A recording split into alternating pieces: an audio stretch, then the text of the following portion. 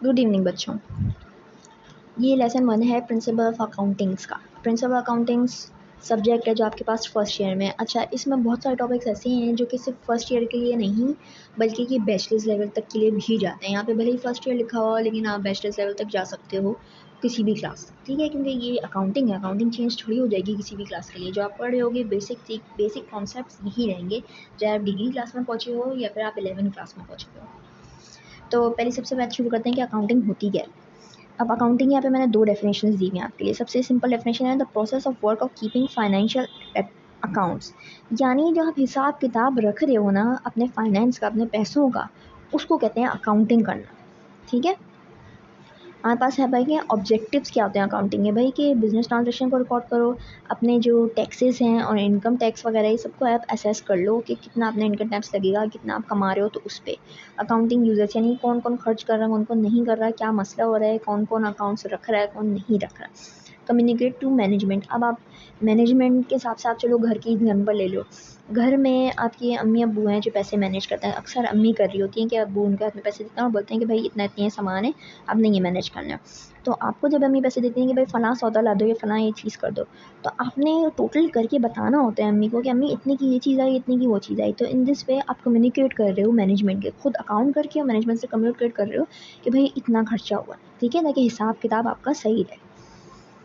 Next है systematic processing जिसे कहा जाता है। अब उसमें क्या क्या होता है, उसमें आइडेंटिफाई करते हो आप क्या है, उसमें फिर रिकॉर्ड करते हो, फिर मेजर करते हो, फिर उसको क्लासीफाई करते हो किस किस्म की स्पेंडिंग थी या आपके ऊपर डेब्ट चला था, यानी वो उधार लिया गया है या फिर आपने खर्च किया गया, ये सारी चीज़ें आप करते हो। फिर वेरीफाई करते हो कि सही है यानी, फिर समराइज करते हो यानी उसको एंटर करते हो किस अमाउंट में, किस अकाउंट में इसको डालोगे।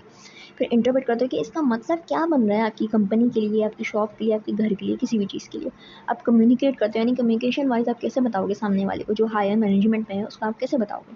फिर इन्फॉर्मेशन जो उसके लिए ज़रूरी है, अगर ज़रूरी है, वो सारी आप मेंशन कर देते हो, ठीक है। अ सिस्टमेटिक प्रोसेस की डेफिनेशन है इट रिव्यूज प्रॉफिट्स और loss for a given period, ठीक है। And the value and nature of firms assets. अब फर्म यहाँ पे बोला गया है, फर्म आपकी कंपनी, फर्म, शॉप, कुछ भी है। फ़र्म का यहाँ पे अल्फाज इस्तेमाल कर दिया गया। अक्सर लॉ फर्म्स होती हैं, इसकी वजह से अल्फाज यहाँ पे फ़र्म का इस्तेमाल किया। अकाउंटिंग फ़र्म बहुत सारी चीज़ें होती हैं, ठीक है। तो आप फ़र्म के वो वर्ड पे अटकना नहीं, कुछ भी हो सकता है इसमें, इसकी जगह।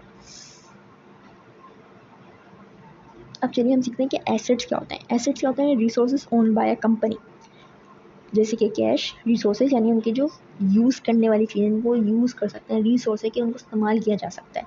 क्या है वो, कैश, इक्विपमेंट और बिल्डिंग्स। बिल्डिंग भी एसेट्स में आता है, इस वजह से यहाँ पे अलग से मेंशन किया है कि बिल्डिंग भी एसेट्स में।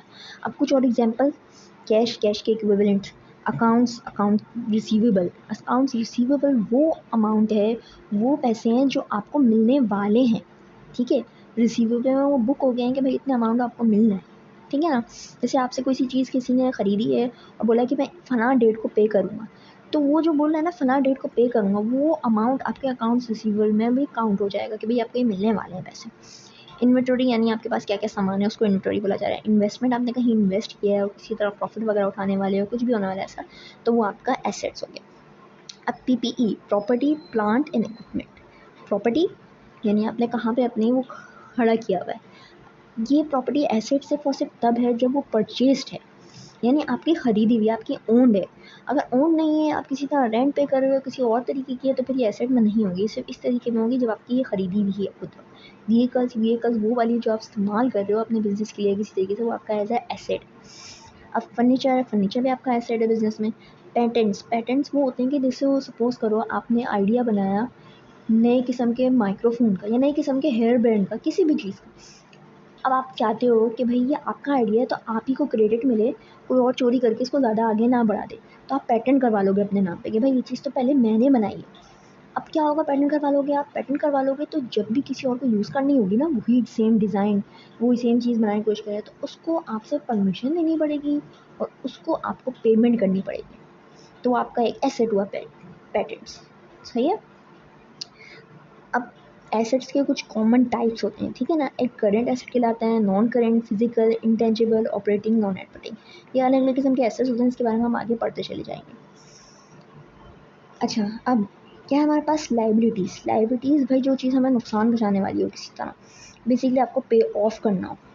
Date debt the business incurs for operating and expansion process such as accounts payable, accrued wages and notes payable, यानी जो आपको पे करना है अमाउंट वो आपकी सारी चीज़ें लायबल हो जाएंगी। वेजेस बेसिकली सैलरीज को कहा जा रहा है, लेकिन सैलरीज और वेजेस में थोड़ा फ़र्क है। वेजेस पर आवर के हिसाब से दी जाती है, यानी भाई आपके पास वो काम कर रहा है लेकिन आप 2 घंटे 3 घंटे काम करता है वो बंदा, तो आप उसको वेजेस देते हो, भाई कितने घंटे काम करोगे उतने घंटे आपको पैसे देंगे, आप जाओ।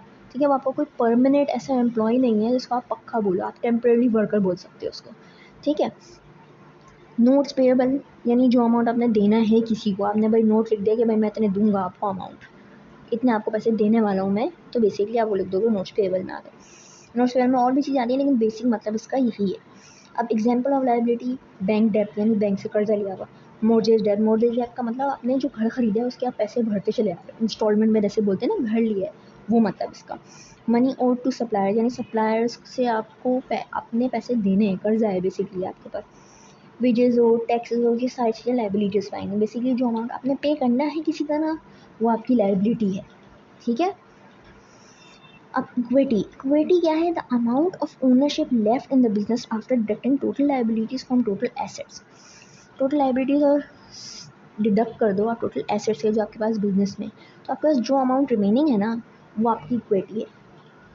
एग्जाम्पल यहाँ पे ये कह रहा है कि आपका बिजनेस है वो, ठीक है, बिजनेस ओनर के पॉइंट ऑफ व्यू से, तो आप बिजनेस के ओनर हो तो आप एसेट्स आपके जितने हैं आप वो लो अमाउंट, और आपके पास लाइबिलिटीज जितनी है आप वो लो अमाउंट, दोनों को सब्ट्रैक्ट करो, जो अमाउंट रह जाएगा वो आपकी इक्विटी है, यानी आपका अमाउंट जो आपकी जेब में गया आपको मिला।